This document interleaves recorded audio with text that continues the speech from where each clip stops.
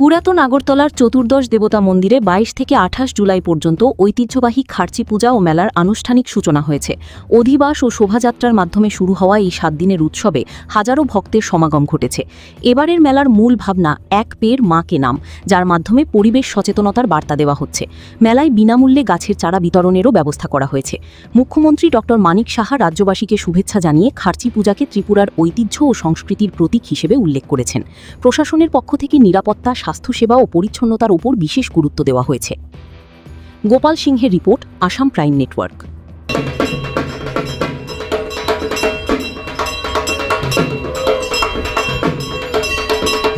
আরে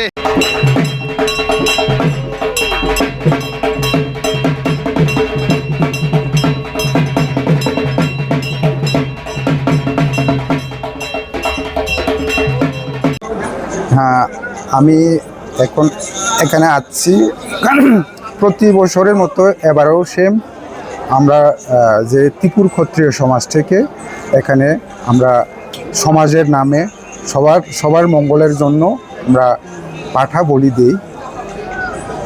আর আমাদের এখানে আসার কারণ হলো এটা হলো যে আমাদের রীতির আমাদের কুলদেবতা এই 14 দেবতা আমাদের কগ্রক ভাষা দিয়া এটাকে আমরা মতাই চিব্রই মানে 14 দেবতা। আর এটা তো আমাদের পরম্পরা যে আমাদের ত্রিলোচন রাজা যে 5200 বছরের বেশি এই সময় থেকে এই খার্চি পূজা শুরু হয়ে যাচ্ছে। এখানে আমাদের যে কুলদেবতা 14 দেবতার মধ্যে সব আছে। এটাই আমরা সবসময় পূজা করি বাড়ি ঘরে।